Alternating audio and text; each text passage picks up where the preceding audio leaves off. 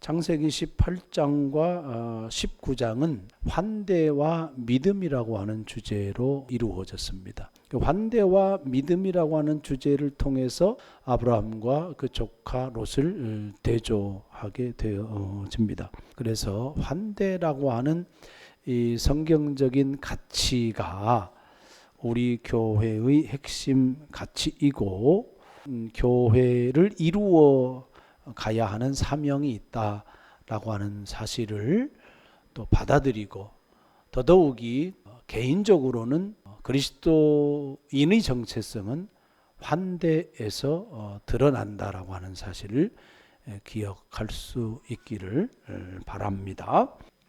첫 번째, 아브라함이 마므레 상수리 나무 있는 곳에서 쉬고 있는 겁니다. 날이 뜨거울 때, 정오가 됐는지는 모르겠지만 어쨌든 햇볕이 강렬하게 비칠 때, 날이 뜨거울 때라고 이야기합니다. 그때에 그가 장막문에 앉았다가 쉬고 있는 거죠. 그런 상황에 있는데 맞은편에 사람 3명이 서 있는 것을 보게 되어집니다. 그 다음에 아브라함이 행동을 합니다. 곧 장막문에서 달려나가, 꽤 적극적이고 능동적인 또 자발적인 행동이잖아요. 장막문에서 달려나가 영접하며 몸을 땅에 굽혔다. 그러면서 내 주여, 내가 주께 은혜를 입었사오면 원하건대 종을 떠나 지나가지 마시옵고 물을 조금 가져오게 하사 당신들의 발을 씻으시고 나무 아래에서 쉬소서. 지나가는 나그네인데 그들에게 달려나가서 그들에게 엎드려서 그냥 지나가지 말고 내가 물을 가져다 줄 테니 깨끗이 씻으시고 나무 그늘 아래에서 편히 쉬십시오. 아브라함이 그들을 맞이합니다. 그리고 그들을 위해서 음식을 장만하는 것을 보게 되고 지극정성으로 송아지도 잡고 떡을 굽고 대접을 하는 이야기가 8절까지 이어집니다.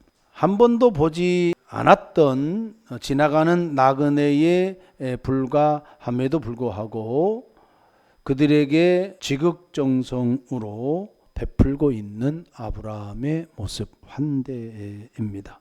어찌 보면 자기 가정의 중심부로 맞이한 겁니다.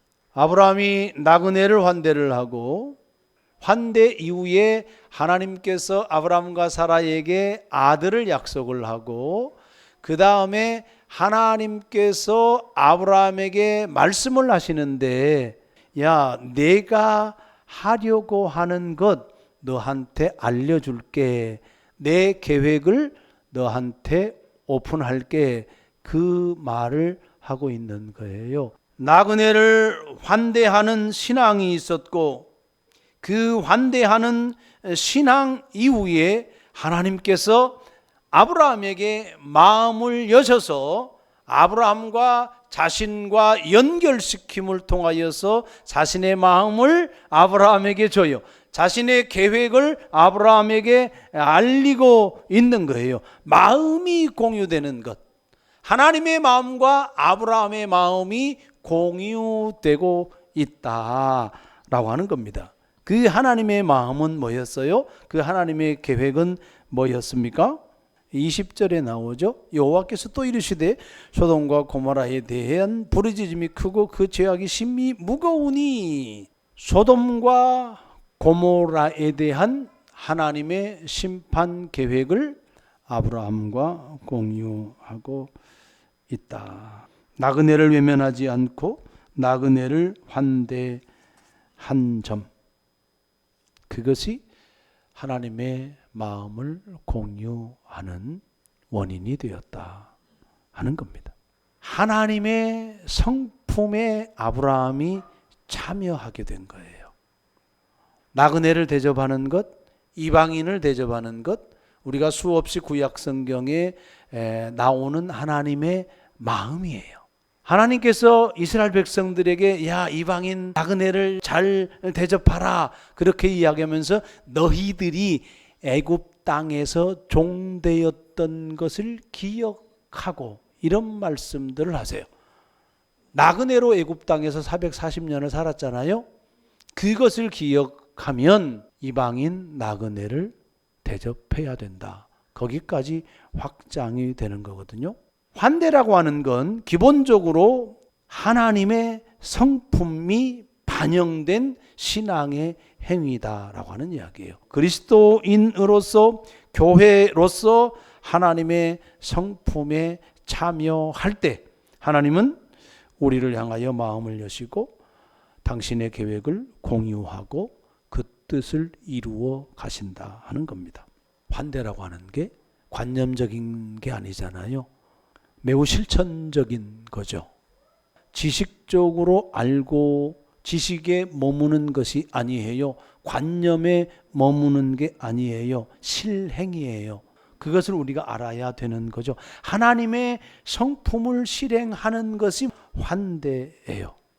그래서 하나님의 성품인 긍휼하심, 하나님의 자비하심, 하나님의 인내하심, 하나님의 선하심, 하나님의 거룩하심, 하나님의 사랑, 하나님의 의로움, 그 성품이 우리를 통해서 우리의 언행을 통해서 나그네를 환대할 때 하나님은 우리에게 마음을 여시고 하나님의 뜻을 펼쳐 나가신다라고 하는 겁니다.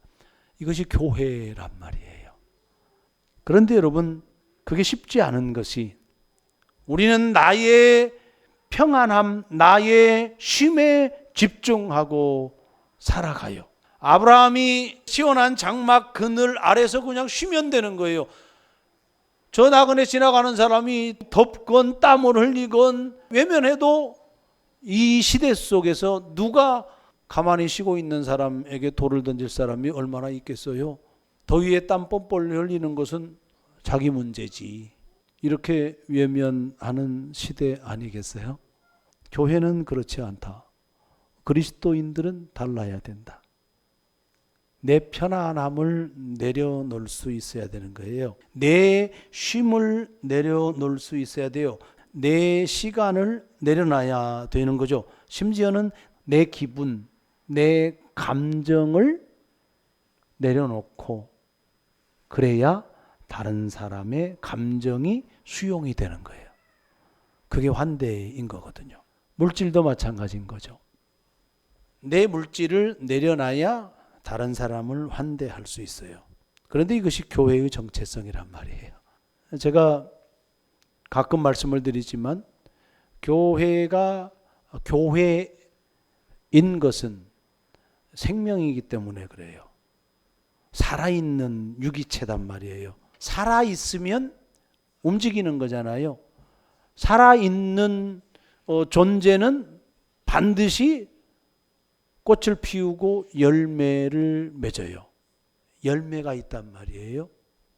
다시 말하면 생명이 있는 한 생명을 낳는 거예요. 그게 교회예요.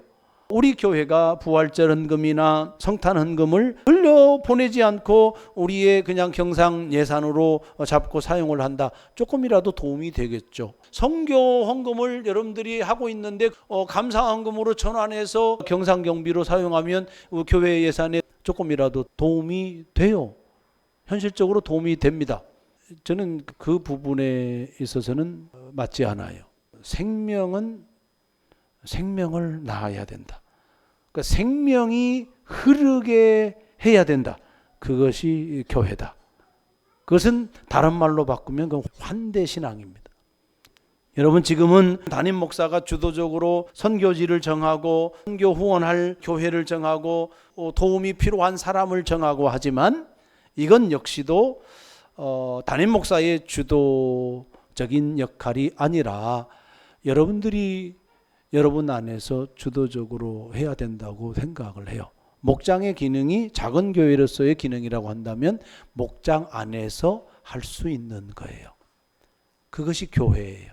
그런 꿈을 키워야 된다. 신앙의 가치예요. 교회의 본질이에요. 그리스도인의 삶의 정체성이에요. 그것이 환대라는 이야기. 그런 환대하는 성도, 환대하는 목장, 환대하는 한우리 교회, 그 가치를 실현하는 그런 믿음이 우리 가운데 있기를 주의 이름으로 축복합니다. 두 번째, 이제 하나님과 아브라함이 대화를 나눴습니다. 소돔과 고모라 땅에 너무나도 큰 죄악이 크다. 그것을 확인해 봐야 되겠다. 멸하겠다는 의미이잖아요. 아브라함이 큰일 난 거예요. 거기 조카 롯도 살고 있지만 소돔과 고모라 성에 사는 사람들을 다 멸한다고 있을 수 없다. 그렇게 생각을 한 것 같아요. 그리고 이제 하나님에게 제안을 합니다. 아브라함이 가까이 나아가 이르되 주께서 의인을 악인과 함께 멸하려 하시나이까? 그러면서 제안을 합니다. 50명 있으면 살려주겠습니까? 그랬더니 하나님이 그래 50명 되면 살려주마. 45명, 30명, 10명까지 제안을 하고 그때마다 하나님은 그래 그 숫자 있으면 살려줄게 계속 그렇게 말씀을 하십니다. 그러면서 33절 결과는 이제 대화 끝났어요. 그리고 하나님도 가시고 아브라함도 자기 곳으로 갔어요. 의인 10명을 찾았다 못 찾았다? 못 찾았다 그 말인 거죠. 아브라함도 더 이상 하나님 앞에서 어떻게 해볼 도리가 없는 지경, 그렇게 된 겁니다. 여러분, 그런데 아브라함은 어떤 생각으로, 어떤 가치관을 가지고 사는 사람이지? 조카 롯의 가족만 생각을 했을까? 아니면 소돔과 고모라에 살고 있는 그 죄인들도 생각을 했을까? 여러분, 가끔 일본에 막 지진 나잖아요. 그래서 쓰나미가 오고 막 그러지 않습니까? 그러면 속으로 잘 됐다 그런 생각 여러분 해본 적 없습니까? 저는 솔직히 있어요. 그러다가 아니지, 그건 아니지, 이렇게 생각하곤 합니다. 아브라함은 어땠을까? 우리랑 비슷하지 않을까요? 아주 내 조카 롯의 가족만 살려주면 좋겠어 이렇게 생각하다가 아니지, 아유 다 살아야지 사람인데. 본문에 구체적으로 보이지 않는 말씀이지만 그러나 아브라함의 나그네를 환대하는 그 인격을 보면 기본적으로 그 안에 있는 것이 뭐냐면 사람을 존중할 줄 아는 힘이 그 안에 있구나, 그런 생각을 하게 됩니다. 사람의 생명을 소중히 여기는 가치관, 그것이 아브라함의 인격이구나, 그런 생각을 저는 좀 하게 됩니다. 그것이 환대하는 모습에서 고스란히 드러나 있는 겁니다. 여러분, 환대는 기본적으로 그 사람을 존중하고 그 사람의 생명을 고귀하게 여길 줄 알아야 환대할 수 있는 겁니다.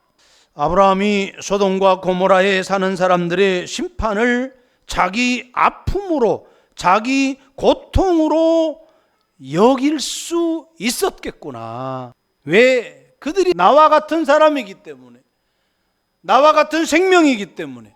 그들이 비록 죄인이지만 그럼에도 불구하고 생명이잖아요. 그럼에도 불구하고 사람이단 말이에요. 그것이 있기 때문에 자기 고통, 자기 아픔으로 받아들여서 하나님에게 계속 거듭해서 무모할 정도로 계속 살려달라고 호소하고 있다. 환대의 정신입니다. 여러분, 그래서 진정한 환대는 다른 사람의 삶을 내 삶으로 받아들이는 책임감이에요. 소돔과 고모라 성이 얼마나 타락을 했습니까? 폭력의 땅이에요. 윤리가 무너진 땅입니다. 의가 무너진 땅이에요. 그 도시가. 그걸 아브라함이 몰랐겠어요? 그럼에도 불구하고 사람을, 생명 있는 사람, 그들이 당해야 될 고통, 심판, 그것을 온몸으로 느끼고 그것을 막아보려고 하는 책임감, 그것이 진정한 아브라함의 환대였습니다. 중보 역할인 거죠. 그렇죠? 하나님과 죄악의 도시 간의 중보 역할을 하고 있는 아브라함의 모습입니다. 누구에게서 이것이 가장 도드라지게 드러납니까? 예수님이시잖아요. 예수님의 환대는 십자가의 죽음으로 우리를 책임지는 것이었습니다. 죄로 말미암아 이미 죽어 있는 우리잖아요. 그런데 우리가 짊어져야 될 그 죄의 고통의 짐을 예수님이 대신 지고 예수님이 대신 책임져 주신 거예요. 이것이 진정한 환대인 겁니다. 그리함으로 하나님과 우리 사이에 온전한 중보자가 되신 겁니다. 다른 사람의 아픔을 내 아픔으로 여기고 다른 사람을 하나님과 연결해주는 중보, 그것이 환대신앙이다. 여러분, 가족이 되었든 교우가 되었든 아니면 친구가 되었든 직장 동료가 되었든 다른 사람을, 그 사람을 환대하지 않으면서 나 너를 위해서 기도하고 있어, 앞뒤가 안 맞는 말이에요. 환대한다고 한다면 당연히 기도하는 거예요. 기도한다고 한다면 당연히 뭐 해야 된다는 거예요? 환대해야 된다는 이야기입니다. 마지막, 계속해서 아브라함이 하나님께 인애를 구하고 자비를 구하지만 결과는 열명이 없었습니다. 하나님 입장에서는 그래, 찾아봐라, 찾으면 내가 살려줄게. 결론은 찾지 못했습니다. 하나님은 가시고 아브라함도 자기 곳으로 돌아갑니다. 그런데 여러분, 소돔과 고모라가 진짜 멸망한 이유가 뭔가라는 거예요. 의인 10명이 없었다. 눈에 보이는 것은 그 이유 때문입니다. 그런데 의인 10명이 없었다는 의미는 뭐냐면 의인 10명이 안 될 정도로 죄악이 심히 무거웠다는 거예요. 20절에 여호와께서 또 이르시되 소돔과 고모라에 대한 부르짖음이 크고 그 죄악이 심히 무겁다 그랬습니다. 심히라고 하는 이야기는 최상급 단어예요. 최고로 무거웠다. 노아 시대 때 죄악이 세상에 관영했다. 그런 표현과 같은 의미라고 보면 됩니다. 죄악이 심히 무거웠다. 의인이 10명이 안 될 정도로 죄악이 심히 무거워서 소돔과 고모라가 망한 거예요. 근데 구체적으로는 그 죄악이 뭐지?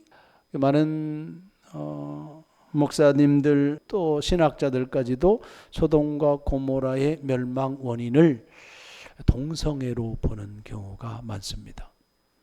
동성애가 소돔과 고모라 땅에 있었어요, 없었어요? 있었던 것이 사실이에요. 우리가 19장 읽어보면 뭐 그런 부분 나올 수 있는 것인데요. 그런데 소돔과 고모라에 방문한 이 나그네들을 소돔과 고모라 성의 사람들이 어떻게 대접을 합니까? 롯은 그들을 살리기 위해서 몸부림합니다. 자기 두 딸을 그 소돔 성의 사람들한테 내어주면서 마음대로 해라, 그렇게 이야기합니다. 폭력이죠. 엄청난 폭력이죠. 반인륜적 폭력이란 말이에요. 그리고 그 나그네들이 성을 방문했을 때 어린 아이에서부터 어른까지 다 나와 있었어요. 그러면서 상관하지라 그렇게 이야기합니다. 성폭행하겠다 그 말이거든요. 동성애, 이걸 넘어서서 폭력, 성폭행을 하려고 했었다. 폭력이에요.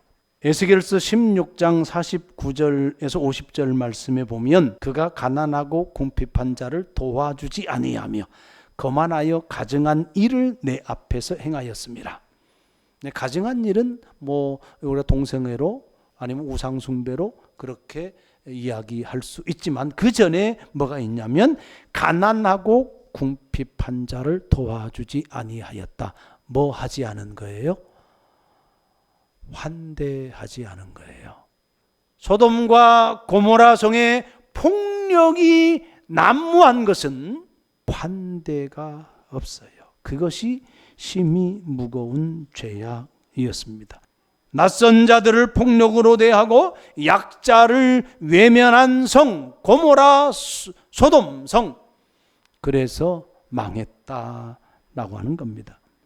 본문의 말씀으로 이야기를 해보냐면 나그네를 대접할 의인 10명이 없는 거예요.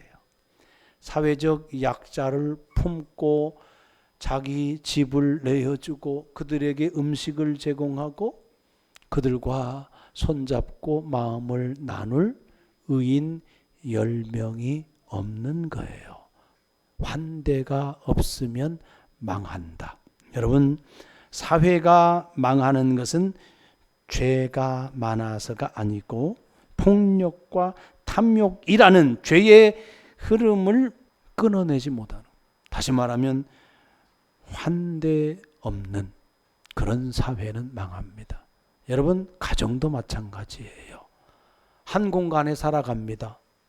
서로 환대하지 않으면 그 가정은 어떻게 돼요? 망해요. 누구나 죄인이잖아요. 우리 가정에서 누구나 죄인이잖아요. 성질 없는 사람이 어디 있습니까? 다 있습니다. 중요한 것은 성격 차이 때문에 가정이 망해요? 성격 차이 없는 가족 구성원이 어디 있어요? 다 성격 차이 있습니다. 상대적인 거죠. 성격 차이 없어도 환대는 할 수 있는 거잖아요. 여러분, 오늘 교회가 망해가고 있는 모습은 돈이 없어서가 아니고요, 죄인이 많아서가 아니고요, 탐욕과 차별이라는 그 폭력의 죄, 환대 없는 교회, 세상을 향한 서로 교우들을 향한 환대 없는 교회는 망할 수밖에 없는 거예요. 그 전에 제가 목회 비전 수립할 때 핵심 가치로 긍휼. 왜? 하나님의 성품은 긍휼이니까. 근데 그 단어를 환대로 바꾸었습니다. 긍휼의 목회를 하자. 환대의 목회를 하자. 변함없는 제 목회의 철학입니다. 여러분, 우리가 그렇게 기도를 해야 됩니다. 긍휼히 여기는 삶을 살자. 환대하는 삶을 살자. 그런 교회를 가꾸어 가자. 그런 가정을 가꾸어 가자. 그러면 건강한 교회가 되는 것이고, 가정으로 말하면 건강한 신앙의 가정, 신앙의 명가가 되어진다. 언젠가 말씀을 드렸습니다. 저희 아버님이 명절에 우리 가족들 모여놓고 부탁하는 게 있더라고요. 살아보니 도와주면서 사는 게 그게 평안하고 행복한 가정이더라. 그 부탁을 하더라고요. 전적으로 동의를 하고 공감을 하고 그런 아버지에게 감사하더라고요. 교회는 그래야 된다고 생각을 합니다. 우리의 그리스도인은 그런 삶을 추구해야 된다고 생각합니다. 경제적으로 힘들어요. 그러나 힘든 중에서도 우리는 뭘 실천해야 돼요? 환대의 삶을 살아내야 되는 겁니다. 하나님께서 찾으시는 사람 의인입니다. 그 의인은 누구냐면 환대하는 사람입니다. 하나님께서 찾으시는 교회, 의로운 교회입니다. 바로 환대를 실천하는 교회입니다. 일상의 삶 속에 그런 환대의 신앙을 통하여서 하나님의 뜻을 이루어가는 교회, 그런 믿음의 가정 되어지기를 바라고, 그런 중보자의 사명을 감당하는 우리 모두가 되기를 주의 이름으로 축복합니다.